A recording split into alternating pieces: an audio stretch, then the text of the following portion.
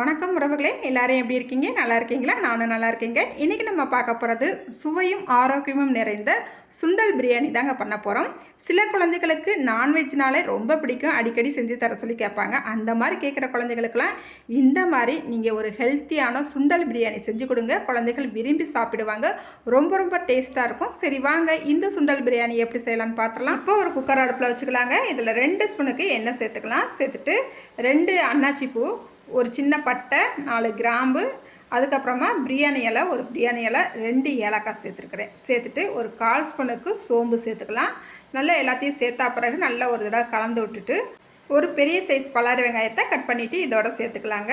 சேர்த்துட்டு வெங்காயம் லைட்டாக கலர் மாதிரி வரணும், அது வரைக்கும் நல்லா பொறுமையாக வதக்கிக்கலாம். இப்போ பாருங்கள், வெங்காயத்தை இந்த அளவுக்கு வதக்கிக்கிறணும். அதுக்கப்புறமா இது கூட வேவும் 1 ஸ்பூனுக்கு வத்தப்பொடி சேர்த்துக்கலாம்.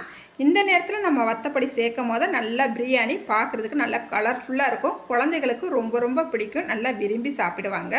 இப்போ நல்லா கலந்து விட்டுக்கலாம் வத்தப்பொடி சேர்த்தா பிறகு. அதுக்கப்புறமா இது கூட வேவும் 3 மீடியம் சைஸ் தக்காளி பழத்தை நல்லா கட் பண்ணிட்டு வச்சுருக்கிறேன். இதையும் சேர்த்துக்கலாம். சேர்த்துட்டு நல்லா ஒரு தடவை கலந்து விட்டுட்டு இந்த தக்காளி வேகிறதுக்கு கொஞ்சமாக உப்பும் சேர்த்துக்கலாம்.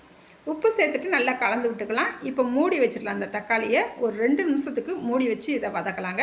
இடையில நல்லா கலந்து விட்டுக்கணும். இப்போ பாருங்கள், 2-3 நிமிஷம் தான் மூடி வச்சு வதக்கணும். சூப்பராக தக்காளி நம்மளுக்கு மசிஞ்சு வெந்து வந்துருச்சு. இந்த அளவுக்கு வதங்கினா பிறகு இது கூடவே 2 ஸ்பூனுக்கு இஞ்சி பூண்டு விழுது சேர்த்துக்கலாம். இஞ்சி பூண்டு விழுது சேர்த்துட்டு நல்லா பச்சை வாசனை போகிற வரைக்கும் நல்லா இதையும் நல்லா வதக்கிக்கிறணும். நல்லா எண்ணெய் பிரிஞ்சு சூப்பராக வதக்கிக்கிட்டாச்சு. அதுக்கப்புறமா ஒரு கைப்பிடி அளவு புதினா இலையும், ஒரு கைப்பிடி அளவு புடிசாக கட் பண்ணிய மல்லி இலையும் நம்ம சேர்த்துக்கிட்டாச்சு. சேர்த்துட்டு நல்லா கலந்து விட்டுக்கலாம். அடுப்பை மிதமான தீயில வச்சுக்கிட்டேவும் இது எல்லாத்தையுமே நல்லா பொறுமையாக ஒவ்வொன்றா வதக்கிக்கலாம். இப்போ பாருங்கள், நல்ல எண்ணெய் பிரிஞ்சு வந்துருச்சு. அதுக்கப்புறமா 200 கிராம் கெட்டியான புளிக்காத தயிர் சேர்த்துக்கலாம். தயிர் சேர்த்துட்டு நல்லா கலந்து விட்டுக்கலாம். இப்போ பாருங்கள், ஒவ்வொன்றையும் நம்ம வதக்கி அதுக்கு டைம் கொடுத்து நல்ல எண்ணெய் பிரிஞ்சு வந்த பிறகு அடுத்து பாசுமதி அரிசியை ஒரு 10 நிமிஷம் ஊற வச்சுட்டு தண்ணியெல்லாம் வடிகட்டிட்டு இப்போ நம்ம சேர்த்துருக்குறோம். சேர்த்துட்டு மறுபடியும் நல்லா ஒரு தடவை கலந்து விட்டுக்கலாம்.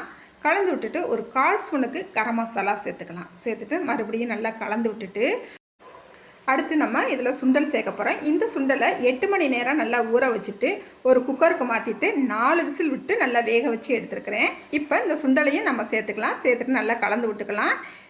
பாசுமதி அரிசி சீக்கிரமாகவே வெந்துடும், சுண்டல் சீக்கிரமாக வேகாது. அதனால தான் நம்ம சுண்டலை வேக வச்சுட்டு இதோட சேர்த்து இப்போ நம்மளுக்கு சுண்டலை சேர்த்துட்டு நல்லா ஒரு தடவை கலந்து விட்டுட்டு இப்போ இந்த அரிசிக்கு தேவையான அளவு தண்ணி சேர்த்துக்கலாம். 1 கிளாஸ் அரிசிக்கு 1.5 கிளாஸ் தண்ணி ஊற்றுவோம்.